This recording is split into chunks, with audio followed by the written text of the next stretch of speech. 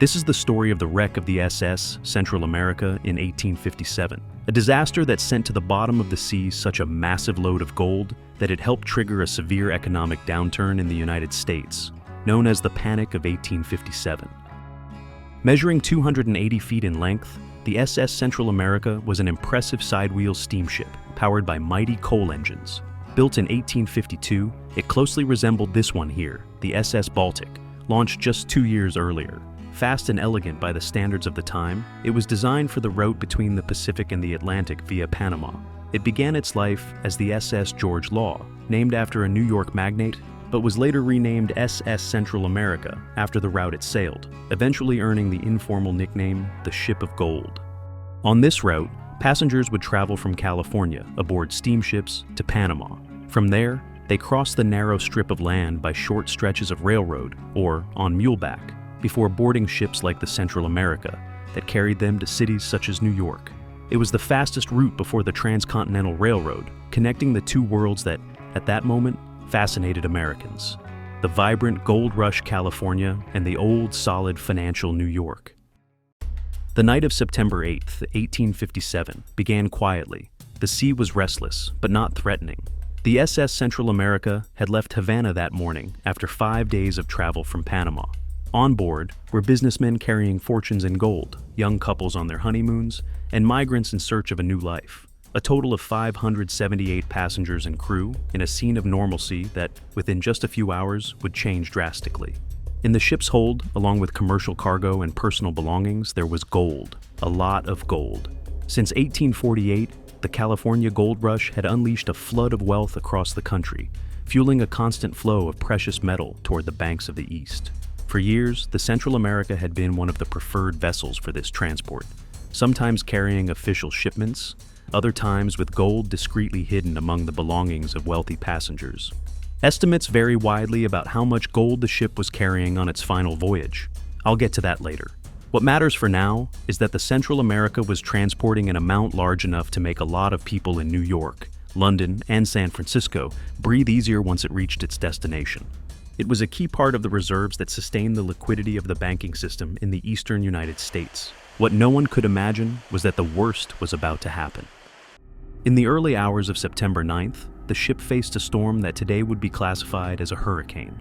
Reports speak of winds around 105 miles per hour, the force of a Category 2 hurricane. The sea, which until then had been merely bothersome, turned into a relentless enemy. In the days that followed, the ship was at the mercy of the raging waves and lost its sails. To make matters worse, it had a design flaw which, combined with the fury of the storm, would seal its fate on that voyage.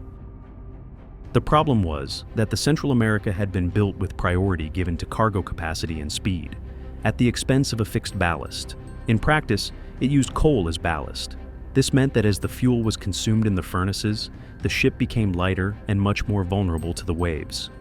On long voyages, as the coal supply ran low, the ship would ride higher on the swells, a convenient choice for gaining cargo capacity and speed, but extremely dangerous when facing a rough sea. And the problems didn't stop there. During the storm, a leak in the hull, probably in the seal between the shaft of one of the side wheels and the ship's side, began flooding the holds. The crew worked frantically, pumping water day and night. Bucket brigades were organized, with passengers passing water hand to hand, in a struggle that seemed hopeless. To make matters worse, the side wheels lost effectiveness as the ship listed, and the boiler went out. Without steam pressure, the pumps also stopped working, and the fury of the waves turned that situation into a death sentence for the ship. By the 11th, the situation had already become a calamity. Captain Herndon did everything he could. He coordinated efforts, organized rescues, and upheld the maritime code of honor that, to him, meant staying until the very end. It is said that days earlier, when a passenger mentioned the story of a crew that had abandoned passengers during a shipwreck, Herndon replied calmly and firmly, "Well, I'll never survive my ship. If she goes down, I go under her keel," a vow he would keep. On the morning of the 12th, with the Central America already at the mercy of the waves, a chance of salvation appeared. A two-masted brig called the Marine, also battered by the same storm, managed to draw near. What followed was a dramatic rescue. Women and children were transferred first, in a race against both time and the sea. But tragedy lurked in every detail.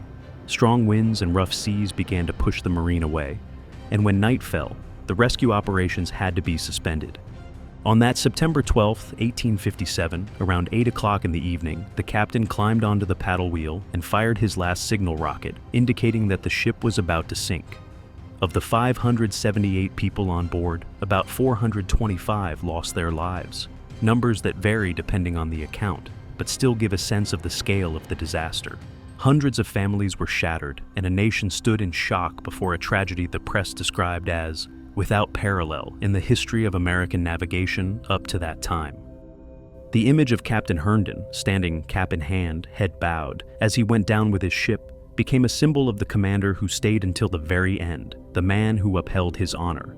But the drama was not only human.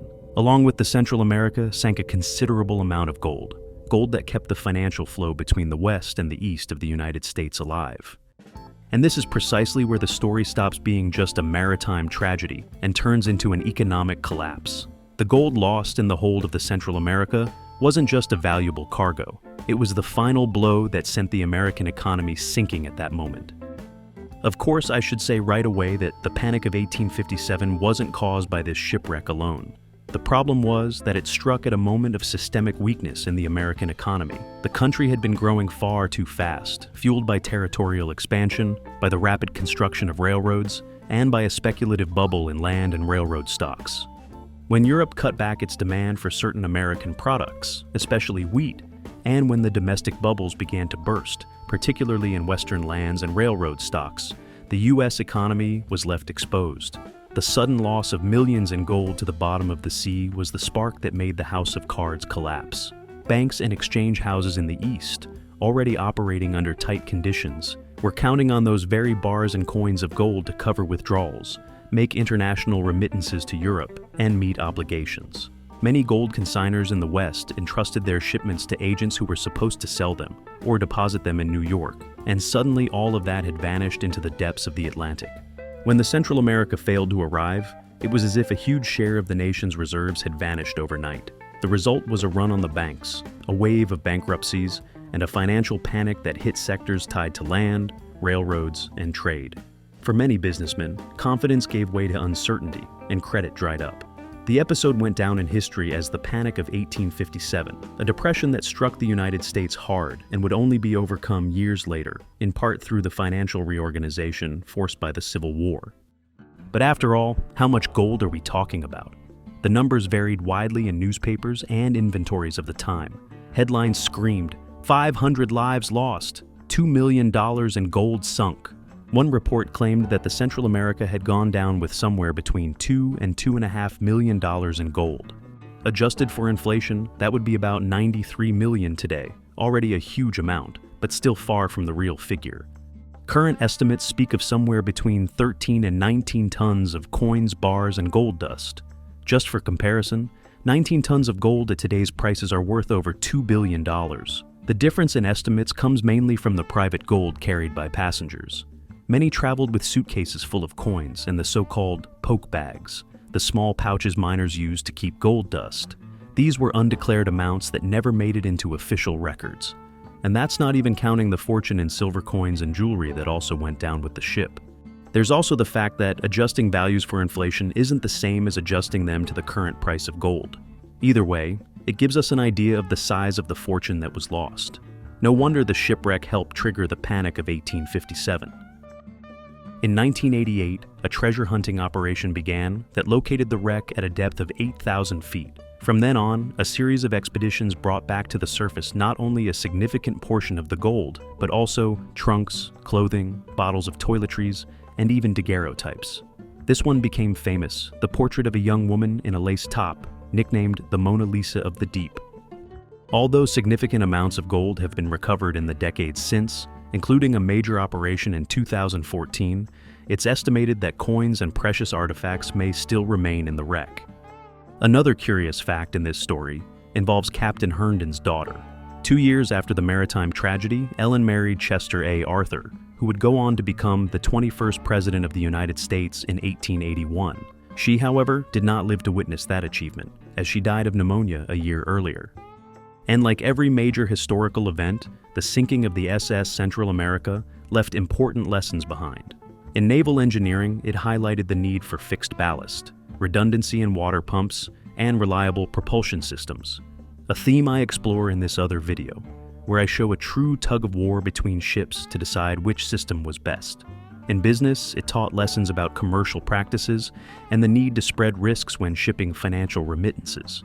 After all, it's never a good idea to put all the gold on a single ship. And now, I want to hear from you.